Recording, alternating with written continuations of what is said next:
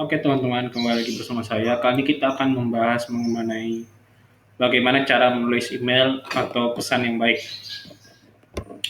Nah, jadi jika kamu melihat lowongan di web, sosial media, atau teman yang apply-nya melalui email atau pesan, maka pelajari hal ini. Kalau misalnya apply-nya tadi di web tanpa email, yang nggak usah dipelajari. Tapi ada baiknya kamu pelajari ini juga, karena ini wajib untuk kamu profesional. Sekarang proses apply dalam pesan terbagi dua, yakni email atau pesan digital yang atau WA, tapi hasilnya sama. Jadi tinggal kamu kopas saja hasil pesannya, ya, bisa ke email atau WA, ininya sih sama. Nah, sebenarnya banyak ini juga membingungkan saya pas di awal sebagai mentor di Pintar, dan juga banyak mencapai saya di murid melalui email. Sebenarnya banyak yang nggak tahu cara menuliskan email atau bahkan tidak tahu cara menulis email dengan baik. Kalau salah masih nggak apa, cara menuliskan email yang baik nggak tahu. Jadi saya kadang-kadang baca email teman-teman sekalian tuh dengan kayak kadang-kadang muka saya kayak gini gitu. Ya, kenapa? Karena email atau pesan adalah media komunikasi kamu pertama secara profesional yang melihat kepada perusahaan dalam kurun waktu semenit. Jadi kalau kamu tidak bisa menjual atau meyakinkan perusahaan secara profesional dalam email, ya untuk berikutnya agak susah. Karena ini terstruktur. Kamu dari email, berikutnya. Kalau email nggak bisa, ya udah gagal. Gitu. Banyak yang salah lah, nanti saya jelasin kenapa salahnya. Nah, ini yang pertama, apa sih tahap untuk menulis email lamaran? Yang pertama, pastikan kamu mendaftarkan email dengan nama profesional. Simpelnya gunakan nama biasa plus domain, atau kalau tidak ada gunakan nama biasa angka plus domain.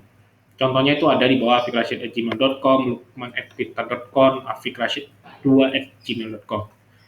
Jangan gunakan seperti afik@naruto.com@gmail.com, messi pemain bola hebat.com, sd232@gmail.com. Mungkin kamu merasa itu kalau kamu yang udah sering kirim email ini agak aneh, tapi ini kenyataannya banyak orang yang menggunakan email seperti ini. Kalau ada pakai email sini, ini gunakan hanya untuk keperluan yang tidak profesional, gunakan untuk kawan, keluarga nggak masalah. Untuk lucu-lucuan. Tapi kalau untuk profesional harus kayak gini. Ya, minimal ini sih kalau misalnya nggak ada. Yang base-nya sebenarnya sih nama kamu @gmail.com atau domain kalau kamu punya domain sendiri. Nah, yang berikutnya itu sebelum kita masuk, kita akan langsung coba studi kasus ya. Jadi studi kasusnya itu kita coba apply lowongan dari lowongan yang di sini tadi. Jadi itu ada lowongan kerja IT, membutuhkan web developer dan ini. Nah, anggap saja nama perusahaannya X dan nama pemberi lowongannya adalah Pak Budi. Gitu. Nah, jadi kalau kamu melihat lowongan ini, yang pertama harus kamu lakukan adalah kan kamu ada lihat nih ada tiga requirement. Kamu pastikan minimal 60% kamu adalah orang yang dicari gitu.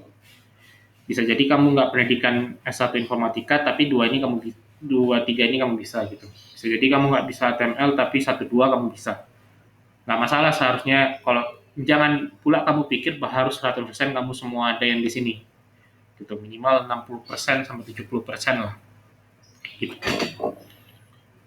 Nah, yang pertama harus kamu lakukan adalah, ya ini tadi saya lupa jelasin sih, kalau ngeliat lowongan tuh jangan karena misalnya sampai 11 gitu, atau 5 gitu, kamu cuma bisa 2 atau 3, habis itu kamu abaikan, jangan juga. Minimal 60% lah, 60% ya tinggal kamu hitung aja, kalau misalnya ada 3 lowongan kali 60 berarti butuh 2 lowongan, 2 requirement kamu bisa gitu. Jadi itu udah bagus sih value-nya, karena nyari orang yang pas banget, itu orang HR juga susah banget sih, nyarinya 60-70%. Nah, kedua adalah tuliskan subjek email dengan benar. Jangan gunakan subjek seperti ini. Seperti tidak ada subjek, no subjek ya. No subjek ini mungkin nggak ada subjek, dan itu default kalau di email. Kalau nggak ada no subjek, tulisannya no subjek, subjek kamu atau tidak ada judul. Atau mau lamar pekerjaan, seluruh email jadi subjek. Ini juga banyak yang bikin jadi yang body email itu jadi subjek. Tolong Pak. Nah, itu pokoknya yang agak aneh-aneh, ya, jangan kayak gini, karena kita mainnya di profesional. Gunakan email seperti lamaran web developer perusahaan X, nama perusahaannya nama Fikri Muhammad. Atau ikutkan subjek yang ada di lowongan. Perhatikan kalau ada di lowongan, biasa itu terkadang diminta subjek. Nah, diikuti itu dengan benar. Misalnya kalau disuruhnya ini adalah lamaran tanggal dan lain sebagainya, ikutin. Karena ini nggak ikutin, ya defaultnya bisa menggunakan seperti ini. Yang ketiga adalah kita menulis body ya, ini tadi kan subjek. Kalau kamu nggak tahu body subjek, saya kasih tahu juga. 3 adalah melakukan sapa atau pengenalan. Jadi biasanya lamaran ditujukan ke bagian HR atau divisi kamu bekerja. Kalau kamu bekerja di engineering, itu bisa melamar di IT, maka ke divisi IT. Diawali dengan gunakan sapaan seperti sesuaikan dengan contoh lamaran. Nanti saya kasih lihat contohnya. Ya ini kalau kamu misalnya nggak tahu di lowongan tuh misalnya apply-nya kemana, bisa kamu asumsikan ke HR.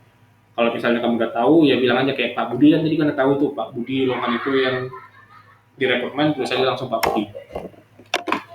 Nah ini contoh, ini email dia Budi Purwokerto, namanya ini subjeknya langsung lamaran web developer perusahaan X.com.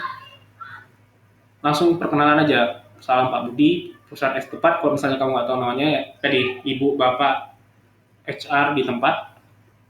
Saya lihat di grup Telegram perusahaan bapak butuh Telegram developer ya. Langsung jelaskan dengan singkat dan padat. Jadi perkenalkan saya Afik, saya adalah seorang web developer yang bisa bapak membantu bapak menyelesaikan masalah atau membuat web yang ada di perusahaan bapak. Nah, ini mindsetnya tetap sama, yaitu adalah meyakinkan mereka untuk bahwa kamu bisa menyelesaikan masalah mereka. Biasa kalau perkenalan cukup 1 atau 2 kalimat aja, nggak usah panjang-panjang. Gitu. Kalau panjang-panjang nanti bingung. Jadi tolong tuliskan nama atau divisi dia kalau kamu tahu. Kalau tidak tahu, tuliskan divisi bapak di tempat. Jelaskan kamu bisa membantu dia untuk menyelesaikan masalah yang dia sedang hadapi. Perkenalkan diri kamu cukup 1 atau 2 kalimat saja. Dan yang ketiga adalah bagian di bawah perkenalan, itu adalah menjelaskan atau menjual diri kamu. Di tahap ini, kamu akan menjelaskan bahwa kamu cocok dengan orang cari. Minimal ya tadi 70% dari skill lowongan yang dibutuhkan itu ada, atau 60%, maka kamu cocok biasanya. Di sini tuliskan kembali skill kamu yang cocok dengan lowongan dan pencapaian terbesar kamu kalau ada.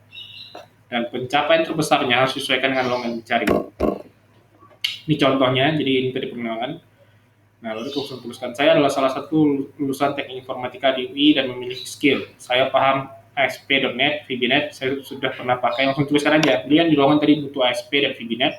Tuliskan juga, saya paham JS dan HTML, banyak preference dan open source yang telah saya gunakan bahasa ini. Jadi saya rasa skill saya cocok dengan Pak Budi butuhkan di lowongan. Dan saya yakin bahwa saya bisa menjadi pekerja terbaik di perusahaan X. Bisa kamu jual juga yang sesuai dengan lowongan. Contohnya saya pernah memenangkan lomba hackathon sehingga saya terbukti bisa bekerja sama dengan dalam tim dan coding dengan cepat. Ya, ini kalau hackathon kan cocok dengan web developer. Kalau misalnya dengan profesi kamu disesuaikan, bisa jadi lomba lain atau bisnis lain atau dan sebagainya. Dan yang keempat, lampirkan CV atau lampiran yang dibutuhkan. Nah, lampirannya CV, pelajaran CV nanti dijelaskan setelah ini, tapi supaya jelas nanti setelah kamu bikin CV-nya bisa lampirkan juga CV-nya di email. Perhatikan dengan lampiran yang dibutuhkan, baca kembali lowongan yang dibutuhkan. Kalau butuh hanya CV yang dikirim, kirim hanya CV.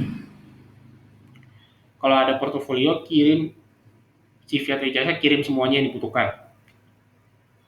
Kalau misalnya kamu nggak ada, misalnya ijazah kamu lagi ditahan, itu jangan kamu berhenti, bilang aja ijazah saya lagi ditahan universitas saya, tulis langsung di emailnya. Kalau tidak bisa, langsung bilang di email tidak bisa.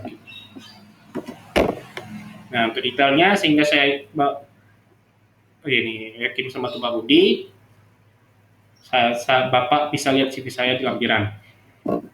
Dan yang kelima, ini juga sering kelupaan. Ya, ucapkan terima kasih dan tanya proses selanjutnya. Selalu ucapkan terima kasih setelah melakukan email. Tanya juga proses selanjutnya supaya prosesnya kamu tahu dan kamu bisa monitor juga. Jadi monitor, kan kamu mau apply ke banyak company atau banyak lowongan dan jangan menunggu kalau mau apply lowongan tuh. Nanti dijelasin juga sih. Kamu apply-nya sebanyak-banyaknya gitu. Kalau kamu nggak apply, kamu nggak tahu prosesnya juga sulit. Jadi ini perusahaannya terima atau nggak dan sebagainya. Nah itu harusnya dikasih tanya. Nah, tanya, kalau nggak ditanya sebenarnya nggak ada kewajiban dia itu balas pesan kamu. Bahkan kalau udah ditanya sih belum tentu juga dibalas gitu. Nah ini tanya, terakhir bolehkah saya tahu ada proses rekrutmennya Pak Budi supaya bisa saya cepat menyelesaikan masalah web yang ada di perusahaan Bapak. Ini juga kasih juga alasan kenapa dia harus balas dengan cepat. Alasannya itu kalau bisa sih dengan sesuai dengan lowongannya juga gitu.